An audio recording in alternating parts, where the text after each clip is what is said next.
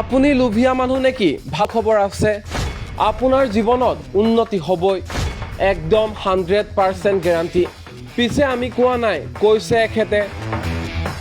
চিনি পাইছে নহয়, বিদ্যুৎ মাচুল কেনেকৈ কমাব তাৰ সংজ্ঞা দিয়া বিশ্বজিৎ দৈমাৰীয়ে কৈছে। মানুহ লোভিয়া হ'ব লাগে, তোৰ লোভ থাকিব লাগিব।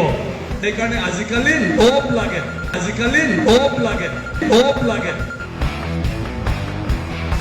এইবাৰ বিশ্বজিৎ দৈমাৰীয়ে দিলে জীৱনত উন্নতি কৰাৰ নতুন ফৰ্মুলা। লোভে পাপ, পাপে মৃত্যু কথাষাৰ পুৰণি হ'ল, ডিলিট কৰক।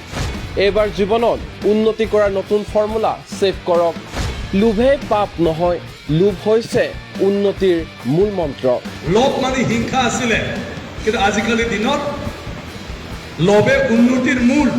লোভ মানে হিংসা আছিলে, কিন্তু আজিকালি দিনত লোভে উন্নতিৰ মূল। মহোদয়, আপুনি ইমান দিনে ক'ত আছিল? আপোনাৰ মাৰ্গদৰ্শনত এতিয়া জনতাৰ জয় জয় ময় ময় অৱস্থা। ফেন চেন নচলাই গছৰ তলত বিচনী মাৰিছে, বচাইছে পইচা, ন' টেনশ্যন, কেৱল বিচনী মাৰি থাকা। ঘৰ দুৱাৰ এৰি গছৰ তলত জনতাই আৰাম কৰিছিলহে, হঠাৎ আকৌ বিশ্বজিৎ দৈমাৰী আকাশবাণী ভিৰাই লৰ মাৰিছে। কি কৈছে বিশ্বজিতে? ৰাইজে সুধিছে। লোভ মানে হিংসা আছিলে, কিন্তু আজিকালি দিনত লোভে উন্নতিৰ মূল। লোভ মানে হিংসা আছিলে, কিন্তু আজিকালি দিনত লোভে উন্নতিৰ মূল, উন্নতিৰ মূল।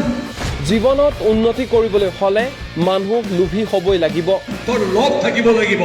সেইকাৰণে আজিকালি লোভ লাগে। লোভ নথকা মানুহে জীৱনত একোডাল কৰিব নোৱাৰে। তোৰ যদি লোভ নাথাকে, মোৰ হ'ব দে, মোৰ হ'ব দে, তেতিয়া চোতালখনত চব জংঘল হৈ যাব, তই চাফা নকৰিবি। এনে আকাশবাণীবোৰ কৰি থাকক বিশ্বজিৎ দৈমাৰী ডাঙৰীয়া, ৰাইজে বৰ ভাল পায়। গৰমৰ দিনতো আপোনাৰ এনে আকাশবাণীবোৰে ৰাইজক বৰকৈ মনোৰঞ্জন দিছে। ৰাইজে কৈছে, হাই ৰে হাই, এয়াই আমাৰ জনপ্ৰতিনিধি। লোভ মানে হিংসা আছিলে, কিন্তু আজিকালি দিনত লোভে উন্নতিৰ মূল। তোৰ লোভ থাকিব লাগিব। সেইকাৰণে আজিকালি লোভ লাগে, আৰু লোভে উন্নতিৰ মূল। তোৰ যদি লোভ নাথাকে, মোৰ হ'ব দে, মোৰ হ'ব দে, তেতিয়া চোতালখনত চব জংঘল হৈ যাব, তই চাফা নকৰিবি। নিউজ ডেস্ক, এনি টক্স।